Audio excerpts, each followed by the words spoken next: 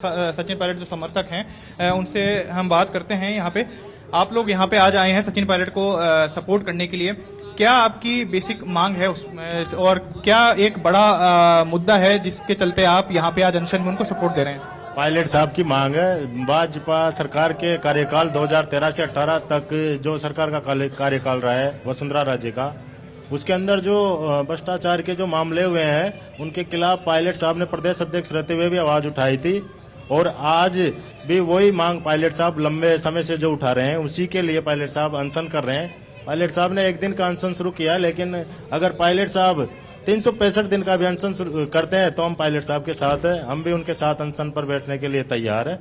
हम हमेशा पायलट साहब के साथ पायलट साहब की आवाज को बुलंद करते रहेंगे। यहाँ पे काफी संख्या में जो और भी पायलट समर्थक मौजूद हैं वो एक मांग और कर रहे हैं कि जो सचिन पायलट उनको सीएम बनाना चाहिए। और पिछले 4.5 साल का जो समय निकला है उसमें काफी संघर्ष किया गया है और कई बार ऐसे मौके भी आए जब बात चली कि सचिन पायलट को सीएम बनाया जा सकता है, लेकिन वो चीज सही साबित नहीं हुई। तो आज आप लोग क्या ये मांग भी कर रहे हैं यहाँ पे कि सचिन पायलट को सीएम जो है बनाना चाहिए? जी बिल्कुल, ये मांग भी हम साथ ही कर रहे हैं, क्योंकि जब पायलट साहब प्रदेश अध्यक्ष थे उन्होंने 5 साल संघर्ष किया, कांग्रेस पार्टी को 21 सीटों से लेकर पूरे 100 तक पहुंचाया और राजस्थान में कांग्रेस की सरकार बनाई। तो अदर स्टेजों में भी जहां कांग्रेस के पीसीसी प्रदेश अध्यक्ष रहे हैं उनको सबको सीएम बनाया गया। केवल राजस्थान ऐसा राज्य था जहां प्रदेश अध्यक्ष रहते हुए पायलट साहब को सीएम नहीं बनाया गया। तो ये हमारी यह भी मांग है कि पायलट साहब को अगर सीएम बनाते तो कांग्रेस को यहाँ पर और मजबूती मिलती, राजस्थान में कांग्रेस सरकार रिपीट होने की और संभावनाएं बढ़ जाती है।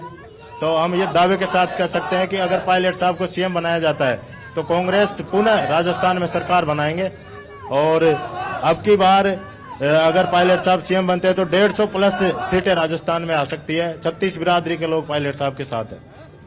बिल्कुल नंदिनी, आपने देखा जिस तरह के जो पायलट समर्थक है उनका साफ कहना है कि अगर सचिन पायलट को आज सीएम बनाया जाता है तो 150 जो सीटें हैं वो कांग्रेस जो आगामी विधानसभा चुनाव है उसमें हासिल कर सकती है। और उनका कहना है कि 36 कौमों के जो लोग हैं वो पायलट के साथ हैं। तो कहीं ना कहीं जो ये अनशन है, अनशन के जरिए एक शक्ति प्रदर्शन भी यहाँ पे किया जा रहा है पायलट के द्वारा। बिल्कुल, और इस शक्ति प्रदर्शन के तहत सचिन पायलट एक इमेज बिल्ड करने की कोशिश कर रहे हैं कि मेरे साथ देखिए राजस्थान का युवा है, क्योंकि यहाँ पर जो तस्वीर नजर आ रही है ज्यादातर युवा चेहरे हैं, यंगस्टर्स नजर आ रहे हैं। और जिस तरीके से खुले तौर पर सचिन पायलट को सीएम बनाने की मांग की जा रही है तो कहीं ना कहीं ये बताता है कि क्या संदेश देने की कोशिश सचिन पायलट आला कमान को कर रहे हैं। क्योंकि चुनाव नजदीक है तो सीधे तौर पर संदेश दे रहे हैं कि मेरी महत्वाकांक्षाएं अब भी वही हैं जो 2018 में हुआ करती थी।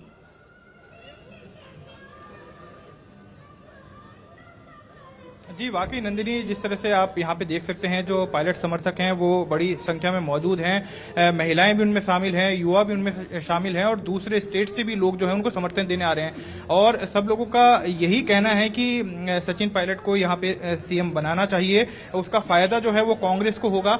और कहीं ना कहीं जो सचिन पायलट हैं वो लगातार ये कोशिश भी कर रहे हैं सरकार तक और इसके साथ ही जो आला कमान है उन तक मैसेज पहुंचाने का कि जो राजस्थान का यूथ है या फिर जो अन्य वर्ग के लोग हैं वो पूरी तरह से उनके साथ में हैं।